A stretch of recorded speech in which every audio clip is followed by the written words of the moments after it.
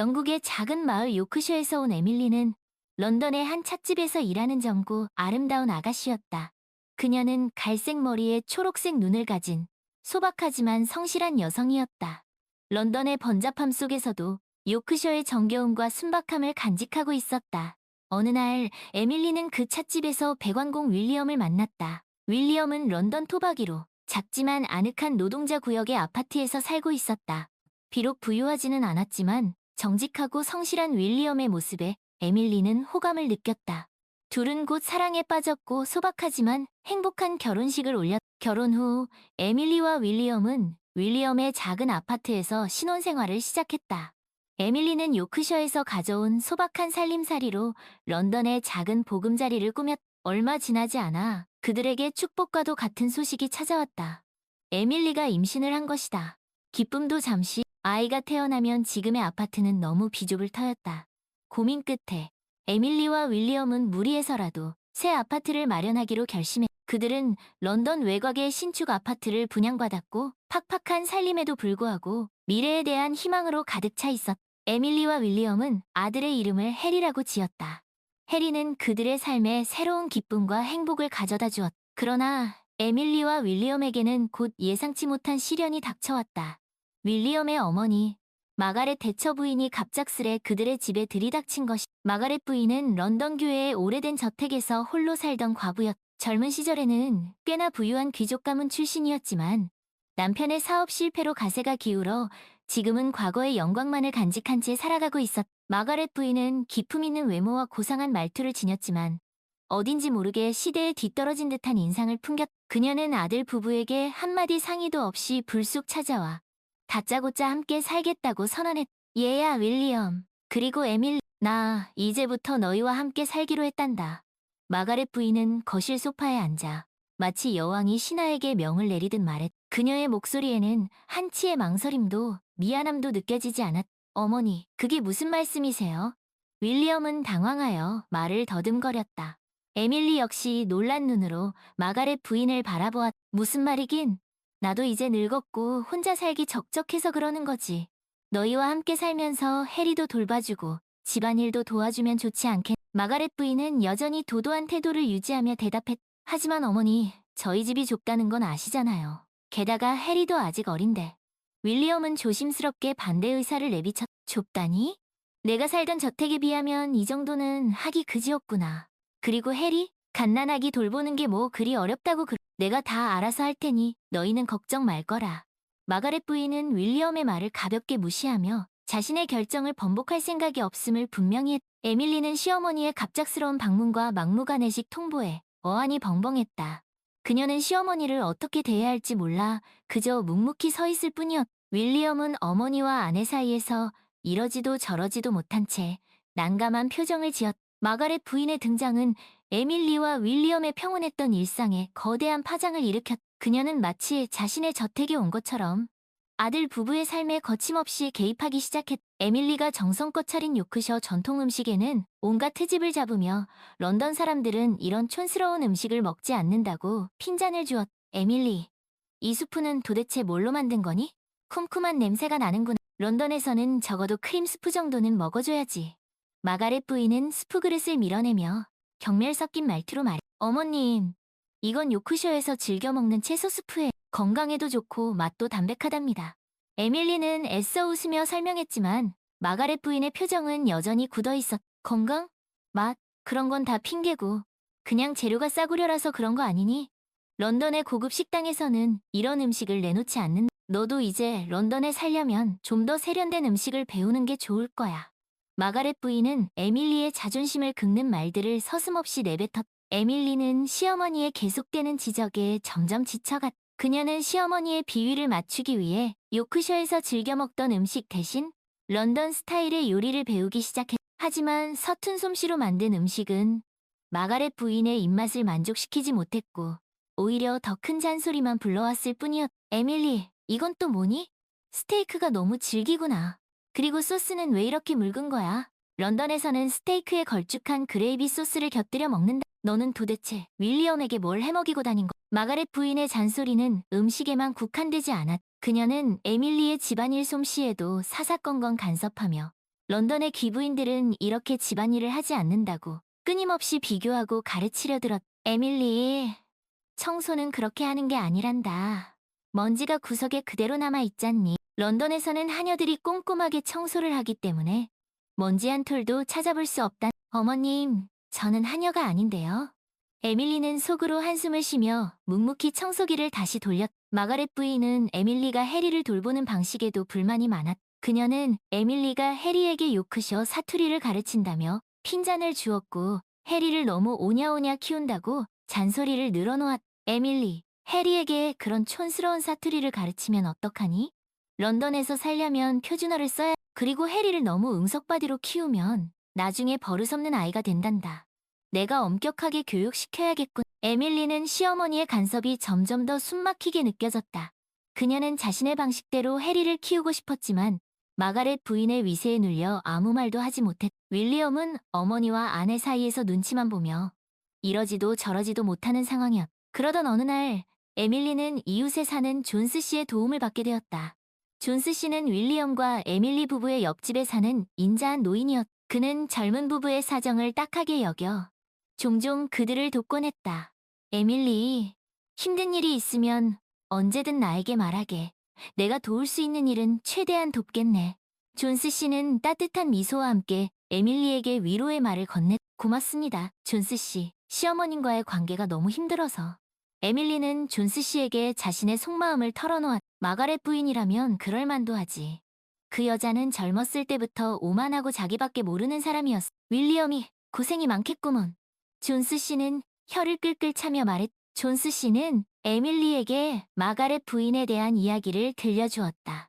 마가렛 부인은 젊은 시절 부유한 집안의 딸로 태어나 부족함 없이 자랐. 그녀는 항상 자신이 원하는 대로를 손에 넣었고 다른 사람들의 감정 따위는 안중에도 없었. 결혼 후에도 그녀의 오만함은 변하지 않았고 남편과 아들 윌리엄에게까지 상처를 주곤 했. 마가렛 부인은 자신의 방식이 무조건 옳다고 믿는 사람이야. 다른 사람들의 의견을 존중할 줄 모르. 에밀리, 자네가 마가렛 부인에게 맞서기는 쉽지 않을 거야. 하지만 너무 움츠러들지 말게. 자네는 훌륭한 아내이자 어머. 그걸 잊지 말게. 존스 씨는 에밀리의 어깨를 두드리며 격려했. 존스 씨의 따뜻한 조언은 에밀리에게 큰 힘이 되었다. 그녀는 더 이상 시어머니의 횡포에 굴복하지 않겠다고 다짐했. 에밀리는 자신의 방식대로 해리를 키우고 집안일을 하기 시작했다.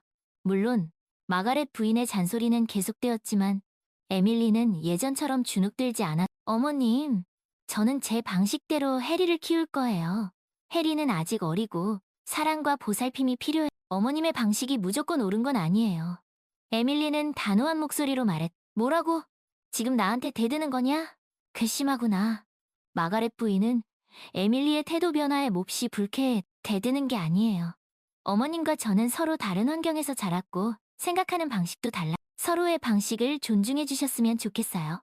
에밀리는 차분하게 자신의 생각을 전달했. 윌리엄은 어머니와 아내 사이에서 갈등하며 괴로운 나날을 보냈. 그는 어머니의 권위적인 태도에 염증을 느꼈지만 오랜 시간 동안 어머니에게 순종하며 살아왔기 때문에 쉽게 자신의 의견을 내세우지 못했. 어머니, 제발 에밀리에게 그만 좀 하세요. 에밀리는 제 아내이고 해리의 엄마예요. 에밀리를 존중해 주셨으면 좋겠어요. 윌리엄은 조심스럽게 어머니에게 부탁했. 존중?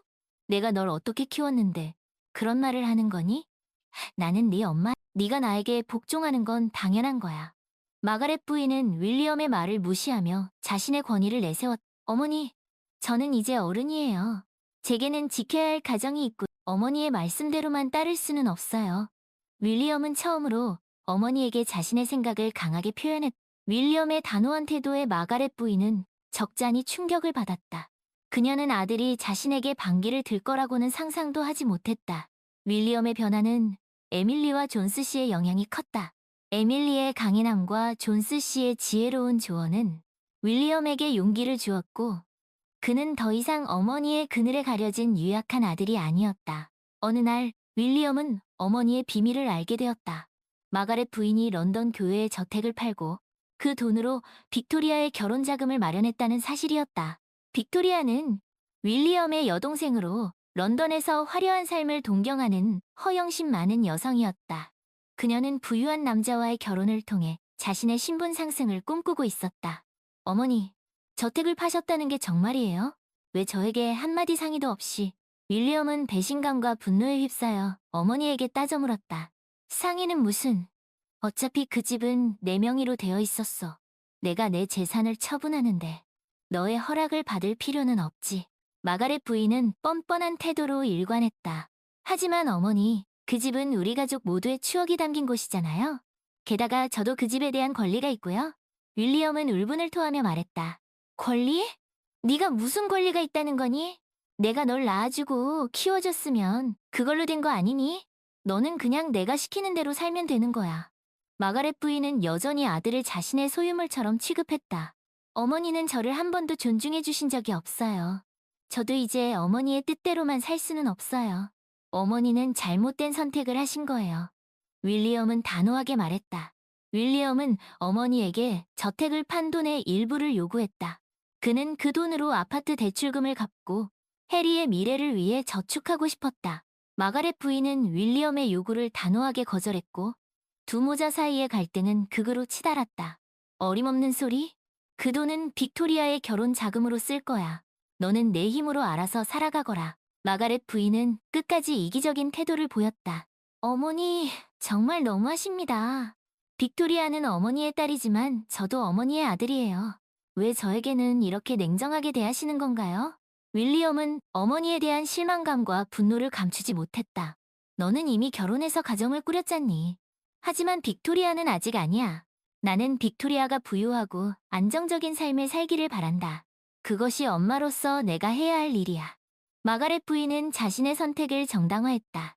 어머니의 욕심 때문에 우리 가족은 고통받고 있어요. 어머니는 진정한 가족의 의미를 모르시는 것 같아요. 윌리엄은 씁쓸한 표정으로 말했다. 윌리엄과 마가렛 부인의 갈등은 점점 더 심해졌다. 에밀리는 남편과 시어머니 사이에서 괴로워하며 어떻게든 상황을 해결해 보려 애썼다. 하지만 마가렛 부인의 고집은 꺾일 줄 몰랐고 윌리엄 역시 더 이상 어머니에게 양보할 생각이 없었다. 어느 날 윌리엄은 빅토리아에게 전화를 걸었다. 그는 빅토리아에게 어머니의 행동에 대해 따져 물었고 그녀에게 도움을 청했다. 하지만 빅토리아는 오히려 윌리엄을 비난하며 어머니의 편을 들었다. 오빠, 왜 그렇게 이기적으로 구는 거야? 엄마가 나를 위해 집을 팔았다는 게 그렇게 잘못된 일이야? 오빠는 이미 가정을 꾸렸으니 나에게 양보하는 게 당연한 거 아니야? 빅토리아는 뻔뻔한 태도로 말했다. 빅토리아, 너는 지금 무슨 소리를 하는 거니? 그 집은 우리 모두의 추억이 담긴 곳이야. 어머니가 너에게만 그 집을 주려고 하는 건 불공평해. 윌리엄은 동생의 이기적인 태도에 실망했다. 불공평? 웃기지 마. 오빠는 이미 런던에 집도 있고 가정도 있잖아. 하지만 나는 아무것도 없어. 엄마가 나를 도와주는 건 당연한 거야. 빅토리아는 자신의 입장을 굽히지 않았다. 빅토리아, 너는 엄마의 잘못된 행동을 바로잡아야 해. 엄마는 지금 우리 가족을 파괴하고 있어.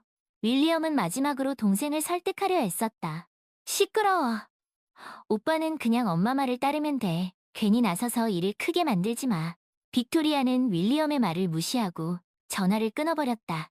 윌리엄은 빅토리아와의 통화 후 깊은 절망감에 빠졌다.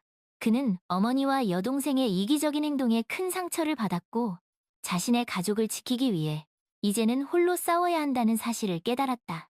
한편 빅토리아는 호화로운 결혼식을 꿈꾸며 부유한 사업가 토마스와의 결혼을 준비하고 있었다. 그녀는 토마스의 재력과 사회적 지위에 흠뻑 빠져 그가 진정으로 자신을 사랑하는지 의심조차 하지 않았다. 토마스, 당신은 정말 멋진 남자예요. 당신과 결혼하게 되어서 정말 기뻐요. 빅토리아는 토마스의 팔짱을 끼며 행복한 미소를 지었다. 나도 당신과 결혼하게 되어서 기쁩니다. 빅토리아, 당신은 세상에서 가장 아름다운 여자예요. 토마스는 능숙한 거짓말로 빅토리아를 안심시켰다. 하지만 토마스의 실체는 빅토리아가 생각했던 것과는 전혀 달랐다. 그는 사기꾼이었고 빅토리아의 돈을 노리고 접근한 것이었다. 결혼식 직전 토마스는 빅토리아의 돈을 몽땅 챙겨 달아나버렸다. 토마스, 이게 무슨 짓이에요? 내 돈은 어디에 있어요? 빅토리아는 토마스가 남긴 편지를 읽으며 절규했다. 미안하오, 빅토리아. 하지만 나는 당신을 사랑한 적이 없어. 당신의 돈이 필요했을 뿐이요. 잘 사시오. 편지에는 토마스의 냉혹한 진심이 담겨 있었. 결혼식은 취소되었고 빅토리아는 사기꾼에게 속았다는 사실에 절망했다. 그녀는 모든 것을 잃었고 빚더미에 앉게 되었다. 마가렛 부인은 딸의 불행에 충격을 받았고 자신의 어리석은 선택을 후회하기 시작했다. 빅토리아, 어쩌다가 이런 일이.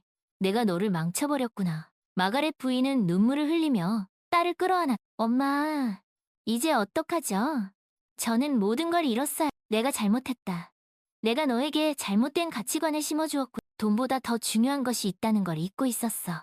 마가렛 부인은 자신의 과오를 뉘우치며 딸을 위로했다. 윌리엄은 빅토리아의 소식을 듣고 런던으로 달려갔다. 그는 여동생의 불행에 가슴 아파했고 그녀를 돕기로 결심했다. 윌리엄은 자신이 아파트를 팔아서라도 빅토리아의 빚을 갚아주겠다고 말했지만 에밀리는 반대했다. 에밀리는 빅토리아가 자신의 잘못에 대한 책임을 져야 한다고 생각했고 윌리엄이 가족을 더 이상 희생해서는 안 된다고 생각했다. 윌리엄, 빅토리아를 돕고 싶은 당신의 마음은 이해해요. 하지만 아파트를 파는 건 안 돼. 그건 우리 가족의 미래가 달린 문제예요. 에밀리는 단호하게 말했다. 하지만 에밀리, 빅토리아는 내 여동생이야. 그녀가 저렇게 고통받는 걸 보고만 있을 수는 없어. 윌리엄은 괴로운 표정으로 말했다. 빅토리아는 자신의 행동에 대한 대가를 치러야 해요. 우리는 이미 충분히 희생했어요. 더 이상은 안 돼요. 에밀리는 윌리엄을 설득했다. 윌리엄은 에밀리의 말에 동의하면서도 여동생에 대한 걱정을 떨쳐버릴 수 없었다. 결국 윌리엄은 자신의 저금 통장을 털어 빅토리아의 빚 일부를 갚아주었다. 그리고 그는 빅토리아에게 앞으로는 자신의 힘으로 살아가라고 충고했다. 빅토리아, 이번에는 내가 도와주겠지만 다음부터는 내 스스로 일어서야 해. 진정한 행복은 네 안에서 찾아야 해. 윌리엄은 진심을 담아 말했다. 오빠, 고마워요. 그리고 미안해요. 그동안 이기적으로 굴어서. 빅토리아는 눈물을 흘리며 오빠에게 사과했다. 마가렛 부인은 윌리엄과 에밀리에게 사과했다. 그녀는 자신의 잘못된 행동으로 인해 가족들에게 큰 상처를 주었다는 것을 깨달았다. 윌리엄, 에밀리, 정말 미안하다. 내가 어리석었어. 너희에게 큰 짐을 지워서. 마가렛 부인은 눈물을 글썽이며 말했다. 어머니, 이제라도 뉘우치셨으니 다행이에요. 앞으로는 서로를 존중하며 함께 행복하게 살아요. 윌리엄은 어머니를 용서해. 어머님, 저도 어머님께 함부로 대했던 것 죄송해요. 앞으로는 서로 이해하며 잘 지내도록 노력해요. 에밀리도 시어머니에게 화해의 손길을 내밀었다. 마가렛 부인은 윌리엄과 에밀리의 집을 떠나 작은 새방을 구해 이사했다. 그녀는 자신의 오랜 친구의 집에서 신세를 지기로 했다고 말했지만 윌리엄과 에밀리는 그녀가 정말 괜찮은지 걱정했다. 시간이 흘러 윌리엄과 에밀리는 다시 평온한 일상을 되찾았다. 해리는 무럭무럭 자라 귀여운 장난꾸러기가 되었다. 윌리엄은 가족을 위해 더욱 열심히 일했고 에밀리는 훌륭한 아내이자 어머니로서의 역할을 훌륭하게 해냈다. 어느 날 윌리엄과 에밀리는 존스 씨에게 감사의 인사를 전하기 위해 그의 집을 방문했다. 존스 씨는 여전히 인자한 미소로 그들을 맞이했다. 존스 씨, 그동안 저희를 도와주셔서 정말 감사합니다. 존스 씨가 아니었다면 저희 가족은 어떻게 되었을지 몰라요. 윌리엄은 진심을 담아 말했다. 무슨 그런 말을. 다 자네들이 잘 해낸 덕분이지. 나는 그저 작은 도움을 주었을 뿐이야. 존스 씨는 겸손하게 대답했다. 존스 씨의 조언은 저희에게 큰 힘이 되었어요. 특히 에밀리에게 많은 도움이 되었죠. 윌리엄은 에밀리를 바라보며 미소 지었다. 에밀리는 강하고 현명한 여자야. 앞으로도 훌륭한 아내이자 어머니가 될 거야. 존스 씨는 에밀리를 칭찬했다. 고맙습니다, 존스 씨. 저도 존스 씨처럼 지혜로운 사람이 되고 싶어요. 에밀리는 존스 씨에게 존경의 마음을 표했다. 윌리엄과 에밀리는 존스 씨와 함께 차를 마시며 즐거운 시간을 보냈다. 그들은 지난날의 어려움을 딛고 더욱 단단해진 가족의 사랑을 느낄 수 있었다. 윌리엄, 에밀리, 앞으로도 행복하게 살게. 그리고 해리도 훌륭하게 키우고. 존스 씨는 그들의 앞날을 축복했다. 네, 존스 씨. 감사합니다. 윌리엄과 에밀리는 존스 씨에게 다시 한번 감사 인사를 전했다. 윌리엄과 에밀리는 존스 씨의 집을 나서며 서로의 손을 꼭 잡았다. 그들은 어떤 어려움이 닥쳐도 서로를 의지하며 함께 헤쳐나갈 것을 다짐했다. 그들의 마음속에는 희망과 사랑이 가득 차 있었다. 외전, 새로운 마가렛 부인이 떠난 후 윌리엄과 에밀리의 집에는 다시 평화가 찾아왔다. 해리는 무럭무럭 자라 어느덧 3살이 되었고 온 집안을 뛰어다니며 장난을 치는 개구쟁이가 되었다. 윌리엄은 여전히 배관공으로 열심히 일했고 에밀리는 해리를 돌보며 틈틈이 부업을 했다. 그러던 어느 날 에밀리는 윌리엄에게 조심스럽게 자신의 꿈에 대해 이야기했다. 윌리엄, 나 작은 찻집을 열고 싶어. 에밀리는 설렘 반, 걱정 반으로 말했다. 찻집? 윌리엄은 놀란 눈으로 에밀리를 바라보았다. 요크셔에서 즐겨 먹던 빵이랑 차를 파는 거야. 당신도 알다시피 나 빵 굽는 거 좋아하잖아. 에밀리는 윌리엄의 반응을 살피며 하지만 에밀리, 찻집을 여는 건 쉬운 일이 아니야. 돈도 많이 들고 신경 쓸 일도 많을 텐데. 윌리엄은 현실적인 걱정을 털어놓았다. 알아.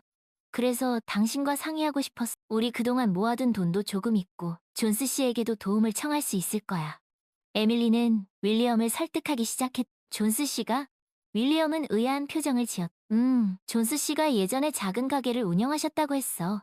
분명 우리에게 좋은 조언을 해주실 거야. 에밀리는 확신에 찬 목소리로 말해. 윌리엄은 에밀리의 꿈을 지지해주고 싶었다. 하지만 찻집 운영에 대한 부담감도 컸다. 그는 고민 끝에 존스 씨를 찾아가 조언을 구하기로 했다. 존스 씨, 에밀리가 찻집을 열고 싶어합니다. 하지만 저는 찻집 운영에 대해 아는 것이 하나도 없어서 걱정입니다. 윌리엄은 존스 씨에게 솔직하게 털어놓았다. 에밀리가 찻집을? 그거 좋은 생각이구먼. 에밀리는 솜씨가 좋으니 분명 잘 해낼 거야. 존스 씨는 윌리엄의 걱정을 덜어주려는 듯 긍정적인 반응을 보였다. 하지만 찻집을 여는 건 쉬운 일이 아니잖아요. 자본금도 많이 필요하고 운영 노하우도 있어야 하고. 윌리엄은 여전히 걱정스러운 표정이었다. 걱정 말게 윌리엄. 내가 도와주겠네. 나도 예전에 작은 가게를 운영했던 경험이 있으니 에밀리에게 도움이 될 만한 조언을 해줄 수 있을 것. 그리고 자본금 문제는 너무 걱정하지 말게. 내가 조금 보태줄 수도 있으니. 존스 씨는 윌리엄을 안심시켰다. 존스 씨의 든든한 지원 약속에 윌리엄은 큰 힘을 얻었다. 그는 에밀리에게 존스 씨의 이야기를 전했고 두 사람은 함께 찻집 개업을 준비하기 시작했다. 에밀리는 요크셔 전통빵과 차를 연구했고 윌리엄은 찻집 인테리어를 구상했다. 존스 씨는 찻집 운영에 필요한 실질적인 조언을 아끼지 않았다. 에밀리, 빵 굽는 솜씨는 훌륭하지만 몇 가지 새로운 메뉴를 개발하는 것이 좋겠어. 런던 사람들의 입맛에 맞는 샌드위치나 케이크 종류를 추가하면 좋을 거야. 존스 씨는 에밀리에게 메뉴 개발에 대한 아이디어를 제공했다. 윌리엄, 찻집 인테리어는 너무 화려하지 않게 아늑하고 편안한 분위기로 꾸미는 것이 좋겠어. 사람들이 차를 마시며 휴식을 취할 수 있는 공간을 만들어야 해. 존스 씨는 윌리엄에게 인테리어에 대한 조언도 아끼지. 에밀리와 윌리엄은 존스 씨의 조언을 바탕으로 찻집 개업 준비에 박차를 가했다. 그들은 런던 시내를 돌아다니며 찻집 자리를 알아보고 필요한 재료와 장비를 구입했다. 에밀리, 이 자리는 어때? 유동 인구도 많고 가게 크기도 적당한 것 같아. 윌리엄은 런던 중심가에 위치한 작은 가게를 가리키며 말해. 좋은 자리 같아. 하지만 임대료가 비싸지 않을까? 에밀리는 걱정스러운 표정으로 물었다. 존스 씨가 도와주시기로 했으니 너무 걱정하지 마. 우리도 열심히 일해서 갚아나가면. 에밀리와 윌리엄은 존스 씨의 도움으로 찻집 자리를 계약했고 본격적인 개업 준비에 돌입했다. 그들은 찻집 이름을 요크셔의 아침이라고 지었다. 윌리엄, 요크셔의 아침 어때? 우리 찻집의 정체성을 잘 나타내는 이름 같지 않아? 에밀리는 윌리엄에게 찻집 이름을 제안해. 좋은 이름이야. 에밀리, 요크셔의 따뜻함과 정겨움을 느낄 수 있는 이름이네. 윌리엄도 에밀리의 의견에 동의해. 마침내 요크셔의 아침이 문을 열었다. 찻집은 에밀리의 정성이 가득 담긴 빵과 차, 그리고 아늑한 분위기로 런던 사람들의 마음을 사로잡았다. 에밀리, 빵이 정말 맛있어요. 특히 이 스콘은 제가 먹어본 스콘 중에 최고예요. 단골 손님이 에밀리에게 칭찬을 아끼지 않았다. 감사합니다. 저희 찻집은 요크셔 전통 방식으로 빵을 굽고 신선한 재료만을 사용합니다. 에밀리는 환한 미소로 대답했다. 윌리엄, 찻집 분위기가 정말 좋아요. 아늑하고 편안해서 자주 오고 싶어지네요. 또 다른 손님은 윌리엄에게 찻집 인테리어에 대한 칭찬을 건넸다. 감사합니다. 저희 찻집이 손님들에게 편안한 휴식 공간이 되었으면 좋겠습니다. 윌리엄은 겸손하게 대답했다. 요크셔의 아침은 런던에서 가장 인기 있는 찻집 중 하나가 되었다. 에밀리와 윌리엄은 찻집을 운영하며 새로운 행복을 찾았. 어느 날 마가렛 부인이 요크셔의 아침을 방문했다. 그녀는 윌리엄과 에밀리에게 연락도 없이 불쑥. 윌리엄, 에밀리, 잘 지내고 있니? 마가렛 부인은 예전과는 달리 조심스러운 태도로 말. 어머니, 웬일이세요? 윌리엄은 놀란 표정으로 어머니를 맞이했. 너희 찻집이 잘 된다는 소문을 들었다. 그래서 한번 와보고 싶었어. 마가렛 부인은 찻집 안을 둘러보며 말했. 들어오세요, 어머니. 차 한 잔 드릴게요. 에밀리는 마가렛 부인을 찻집 안으로 안내했. 마가렛 부인은 찻집에 앉아 에밀리가 만든 빵과 차를 맛보았. 향이 정말 맛있구나, 에밀리. 그리고 차도 향긋하고 마가렛 부인은 칭찬에 인색했던 예전과는 달리 솔직하게 감탄을 표현했. 감사합니다, 어머님. 에밀리는 쑥스러운 듯 미소 지었. 윌리엄, 너도 고생 많았다. 찻집이 아주 아늑하고 좋구나. 마가렛 부인은 윌리엄에게도 칭찬을 건넸. 어머니 덕분입니다. 어머니께서 도와주시지 않았다면 이렇게 찻집을 열 수 없었을 거예요. 윌리엄은 어머니에게 감사의 마음을 전. 무슨 소리냐. 나는 너희에게 짐만 되었을 뿐인데. 마가렛 부인은 자신의 과거를 반성하는 듯 씁쓸한 표정을 지었. 아니에요, 어머니. 어머니께서 저희에게 큰 교훈을 주셨어요. 덕분에 저희는 더욱 강해졌고 이렇게 훌륭한 찻집도 열 수 있었어요. 윌리엄은 어머니의 손을 잡으며 말했. 고맙다, 윌리엄. 그리고 에밀리, 너에게도 정말 미안하다. 그동안 내가 너무 심하게 굴었지? 마가렛 부인은 에밀리에게 진심 어린 괜찮아요, 어머님. 저도 어머님을 이해하려고 노력했어야 했는데 그러지 못해서 죄송해요. 에밀리도 마가렛 부인에게 화해의 손길을 내밀었다. 마가렛 부인은 윌리엄과 에밀리의 찻집에서 새로운 삶을 시작했다. 그녀는 찻집 일을 도우며 손님들과 소통하는 법을 배웠.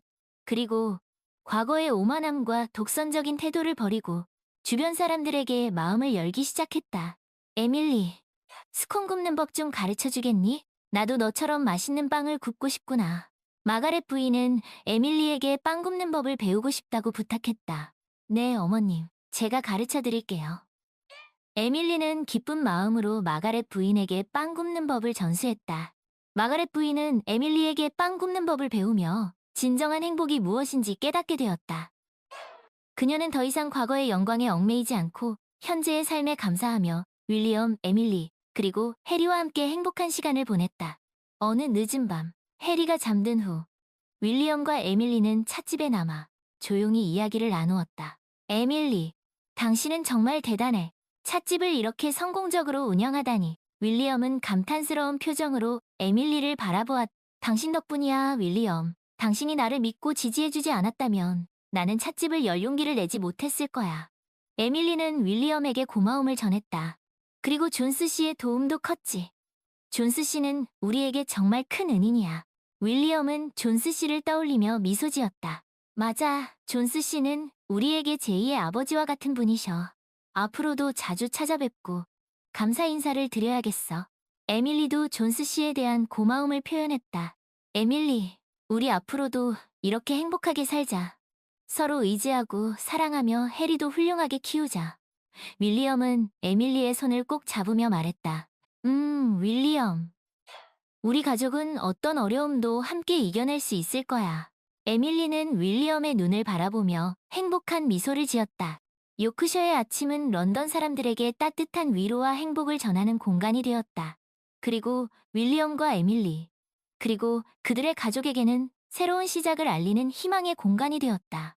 어느 화창한 봄날, 윌리엄과 에밀리는 해리의 손을 잡고 템스 강변을 산책했다. 따스한 햇살이 그들의 얼굴을 비추었고 그들의 입가에는 행복한 미소가 가득했다. 엄마, 아빠, 저기 보세요.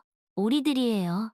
해리는 강물 위를 헤엄치는 오리들을 보며 신이 나서 소리쳤다. 그래, 해리. 오리들이 참 귀엽구나.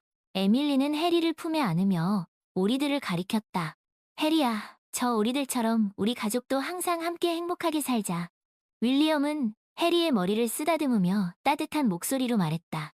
해리는 윌리엄과 에밀리의 얼굴을 번갈아 보며 방긋 웃었다. 그들의 웃음소리가 템스 강변에 울려 퍼졌고 그 소리는 마치 행복의 노래처럼 아름답게 들렸다. 윌리엄과 에밀리는 서로의 손을 꼭 잡고 해리와 함께 템스 강변을 걸었다. 그들의 발걸음은 가벼웠고 그들의 마음속에는 희망과 사랑이 가득했다. 그들은 앞으로도 어떤 어려움이 닥쳐도 서로를 의지하며 함께 헤쳐나갈 것을 다짐했다. 그들의 삶은 이제 막 새로운 시작을 알리고 있었다.